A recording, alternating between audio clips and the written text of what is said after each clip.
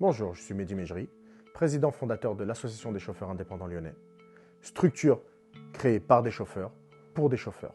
L'association a été créée pour répondre à des problèmes, pour répondre à des urgences vitales. Je pèse mes mots, c'est-à-dire clairement, si on ne s'était pas bougé, tout le monde aurait arrêté cette activité. On a été actif sur tous les terrains, la rue, la route, derrière notre volant, lorsqu'il fallait manifester. Et bien sûr, on a amené dans les institutions comme la préfecture et devant la justice parce qu'il y avait des manquements. Et d'ailleurs, les plateformes ont été condamnées à juste titre. Maintenant, nous, ce qu'on veut, c'est pas casser le modèle, c'est on veut l'améliorer pour reprendre le contrôle de notre indépendance et forcément travailler mieux, travailler plus longtemps et en faire un choix de vie. Il faut négocier, il y a plein de choses à dire, il y a plein de choses à faire. On a obtenu des choses, mais si on veut continuer comme ça, faut dialoguer. L'ARP, c'est une autorité gérée par le ministre des Transports qui va permettre de formaliser le dialogue social. On a été élu à la 3e position en 2022 jusqu'à 2024. Donc on a participé à la première session de ce dialogue-là au sein de l'ARP. On n'a pas pris part aux accords qui ont été signés parce qu'on n'a pas décidé de la teneur de ces accords déjà. Ils nous ont été imposés. Le contenu, c'est quelque chose qui était déjà préfabriqué par les plateformes pour les plateformes.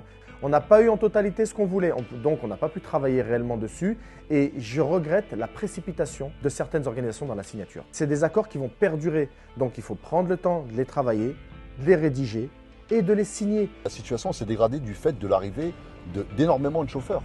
Et ça, c'est très inquiétant et c'est un constat qui est partagé. Il y a trop de chauffeurs. Le but de la régulation, c'est de faire correspondre le chiffre d'affaires disponible, en croissance perpétuelle certes, et le nombre de chauffeurs en croissance perpétuelle, mais dans d'autres mesures. Le nombre de chauffeurs augmente beaucoup plus que la part de chiffre d'affaires. Donc il y a un moment, il faut absolument que ces deux composantes se rejoignent. Sinon, c'est la mort du métier.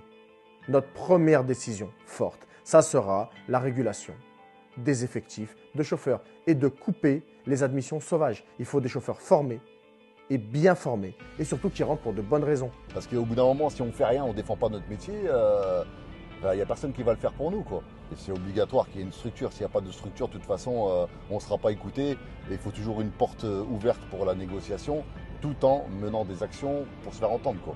Les propositions sont basées sur des remontées de terrain. L'association est composée exclusivement de chauffeurs, que ce soit la base, le bureau et la direction. Notre modèle de contestation, notre modèle de force de proposition, c'est celui qui est le plus en phase avec le métier.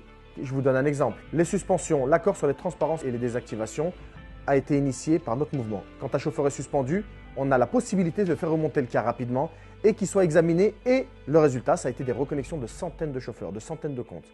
Des carrières ont été épargnées. Tout le monde nous connaît.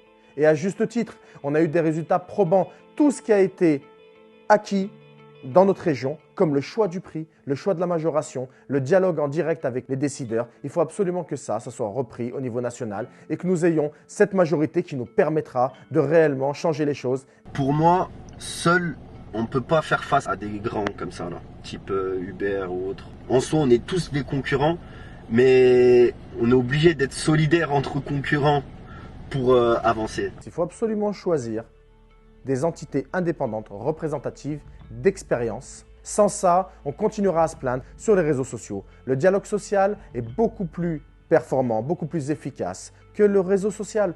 On a l'opportunité d'être écouté, de choisir, de décider. Votre numérique est hyper simple, c'est hyper concis, c'est hyper intuitif. Voter la CIL, c'est voter pour un modèle efficace. Voter la CIL, c'est voter pour les remontées de terrain.